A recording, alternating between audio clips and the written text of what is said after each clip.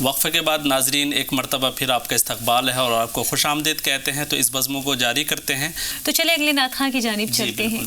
تو ناظرین ہم آپ کو بتا دیں بہت ہی پیارا کلام پیش کر رہی ہیں، فیری اور طرفہ ڈویٹ پیش کر رہی ہیں۔ میرے پیارے بابا جان میرے دل میں ہے ارمان، میں بھی مدرسے جاؤں گی، بنوں گی میں حافظ قرآن۔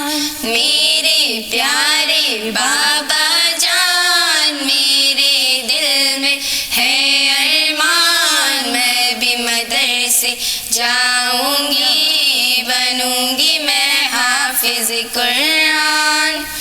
سنا ہے حافظ قرآن کے ماں باپ کو جنت ملتی ہے، تاج فخر ان کے سر پر شان اور عزت ملتی ہے۔ سنا ہے حافظ قرآن کے ماں باپ کو جنت ملتی ہے، تاج فخر ان کے سر پر شان اور عزت ملتی ہے۔ مجھے بھی ایسا موقع دیں، جلدی داخلہ کروا دیں، مجھے بھی ایسا موقع دیں، جلدی داخلہ کروا دیں، بنوں گی میں بھی عظیم انسان، بنوں گی میں حافظ قرآن۔ میرے پیارے بابا جان میرے دل میں ہے ارمان، میں بھی مدرسے جاؤں گی، بنوں گی میں حافظ قرآن۔ بہت خوب۔ ایک ایک آیا پڑھوں گی میں، درج پہ درج چڑھوں گی میں، منزل میری وہی ہوگی، ختم جہاں پہ کروں گی میں۔ ایک ایک آیا پڑھوں گی میں، درج پہ درج چڑھوں گی میں، منزل میری وہی ہوگی، ختم جہاں پہ کروں گی میں۔ رب کی نوازش پاؤں گی، حق سے سفارش پاؤں گی، رب کی نوازش پاؤں گی، حق سے سفارش پاؤں گی، بنوں گی نبی کی میں مہمان، بنوں گی میں حافظ قرآن۔ میرے پیارے بابا جان میرے دل میں ہے ارمان، میں بھی مدرسے جاؤں گی، بنوں گی میں حافظ قرآن۔ بہت خوب، بہت اچھی کوشش تھی آپ لوگوں کی، بہت ہی خوبصورتی سے آپ نے اس کلام کو پیش کیا واقعی میں۔ تو آخری ثنا خواں کی جانب ہم چلتے ہیں اور ڈاکٹر شمیم کی آواز میں ایک نبی کریم صلی اللہ علیہ وسلم کے عشق میں ڈوبی ہوئی نعت پاک سنتے ہیں۔ اگر مصطفیٰ کا، اگر مصطفیٰ کا دامن ملے تو مجھے پھر زمانے کی ضرورت نہیں ہے۔ سبحان اللہ۔ اگر مصطفیٰ کا دامن ملے تو مجھے پھر زمانے کی ضرورت نہیں ہے۔ وہ خاک قدم ان کی اگر مل گئی تو مجھے پھر خزانے کی ضرورت نہیں ہے۔ اگر مصطفیٰ کا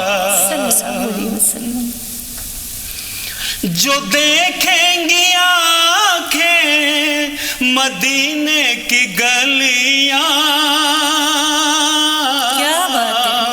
جو دیکھیں گی آنکھیں مدینے کی گلیاں، بھلا دیں گی عالم کی ساری رنگ رلیاں۔ جو دیکھیں گی آنکھیں مدینے کی گلیاں، بھلا دیں گی عالم کی की सारी रंग रलियां, वो नक्शे कदम उनकी अगर मिल गई तो मखमल बिछाने की जरूरत नहीं है। अगर मुस्तफा का क्या कहने हैं, वो बाबे हरम जिसने छुआ जिंदगी में, वो बाबे हरम जिसने छुआ जिंदगी में, कभी ना परेशान हुआ जिंदगी में। वो बाबे हरम जिसने छुआ जिंदगी में, कभी ना परेशान हुआ जिंदगी में। जो आका के रोज़े का बोसा करेगा, उसे गम उठाने की जरूरत नहीं है। अगर मुस्तफा का दुरूद और सलाम जो करेगा नबी पर,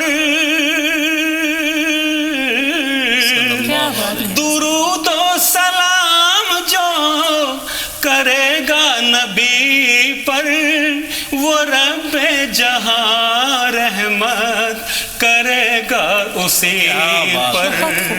दुरूद और सलाम जो पढ़ेगा नबी पर, वो रब्बे जहां रहमत करेगा उसी पर।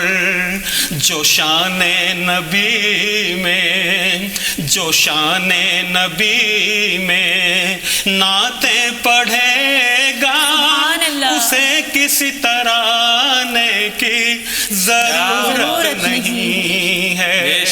अगर मुस्तफा का दामन मिले तो मुझे फिर जमाने की जरूरत नहीं है। मुझे फिर जमाने की जरूरत नहीं है। सुभान अल्लाह। बहुत खूब माशाल्लाह डॉक्टर साहब, वाकई आपने तो इश्क़ रसूल में डूब करके ये कलाम पढ़ा। बेशक। और मुझे भी एक चीज़ याद आई कि फिरता हूँ मारा मारा दुनिया की ठोकरों में। क्या बात है। फिरता हूँ मारा मारा दुनिया की ठोकरों में, कोई नहीं है मेरा आका गले लगा लो। सुभान अल्लाह। क्योंकि इस दौर के अंदर जी, अगर हम मुआयना करें इस चीज़ का कि हम कहाँ भटके हुए हैं, तो वो नज़र आता है कि नबी करीम सल्लल्लाहु अलैहि वसल्लम के रास्तों से जो आपने तरीक़ा बताया था और जो आप बली खुतबे के अंदर दे कर के गए थे कि आप ऐसे लोगों में शुमार मत हो जाना जी, कि जो मुनाफिक होंगे, जो मुशरिक होंगे, बल्कि वो रास्ता इख्तियार करना जो मैंने कमोबेश 20 साल से ज़ायद अरसा अल्लाह की वहदानियत आपको बताई है, और जो मैं ये कलामुल्लाह आपको दे करके जा रहा हूँ, इसको मजबूती से पकड़ के रखना, और इंशाअल्लाह यहाँ नहीं बल्कि दुनिया और आखिरत दोनों में कामयाबी मिलेगी। बिल्कुल क़ारी साहब, सही फरमाया आपने। और साथ ही साथ आप सल्लल्लाहु अलैहि वसल्लम ने ये भी कहा कि मैं सुन्नत भी देकर जा रहा हूँ। इसीलिए लेकिन आज के दुनिया में लोग सुन्नत को अदा कहाँ करते हैं? तो इसीलिए कहते हैं कि हम अगर रोज़ाना एक चीज़ बताते हैं और एक छोटी सी सुन्नत को जिंदा करना, ऐसा है नबी करीम सल्लल्लाहु अलैहि वसल्लम की जैसे 100 शहीदों के बराबर सवाब होता है। तो इसीलिए अगर हम जिस तरीके से रात में सोते हैं या सुबह उठते हैं तो दुआ पढ़कर सोएं, और जब सुबह उठें तो दुआ पढ़ करके उठें, क्योंकि ये नबी करीम सल्लल्लाहु अलैहि वसल्लम की सुन्नत है। और अगर इसको जिंदा करेंगे इंशाअल्लाह दुनिया में भी कामयाबी और आखिरत में भी।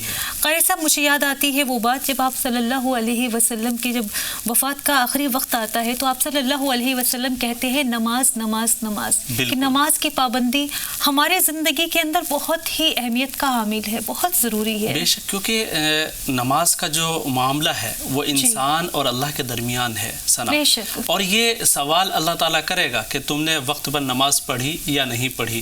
آپ کہیں بھی رہیں, آپ بزنس کریں, آپ کاروبار کریں, آپ کام میں مشغول ہوں, لیکن وقت نکال کر کے اللہ کے لیے آپ نماز جو فرض ہے آپ اس کو پڑھیے.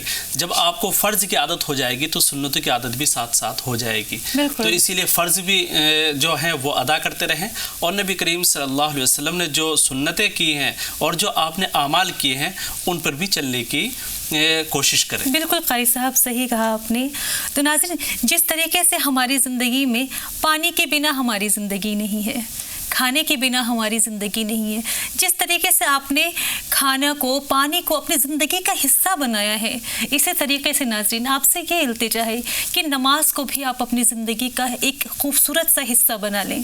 اگر آپ نماز کی پابندی کرتے ہیں, سچے دل سے آپ نماز ادا کرتے ہیں ناظرین, تو پھر آپ دیکھیے کہ آپ کی زندگی کتنی خوشحال ہو جاتی ہے. اگر آپ کو اللہ تعالیٰ سے بات کرنے کا دل کرتا ہے تو آپ نماز پڑھیے اور آپ اللہ سے بات کر سکتے ہیں.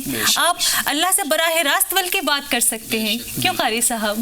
اسی لیے تو کہا کیونکہ نماز جو ہے اللہ سے بات کرنے کا ہی بے شک ایک راستہ ہے. جی, جس طریقے سے ہم قرآن پاک کو پڑھتے ہیں تو وہ بھی کلام اللہ اس لیے کہا گیا کہ وہ بھی اللہ سے کلام کا ہے. بالکل. تو اس لیے نماز کی اہمیت جو ہے اور اس کی جو فضیلت ہے, جتنی اس کی فضیلت ہے, اگر ہم نماز چھوڑتے ہیں تو اتنا بڑا گناہ بھی ہے. بے شک نماز ادا کرتے رہیں وقت. بالکل قاری صاحب.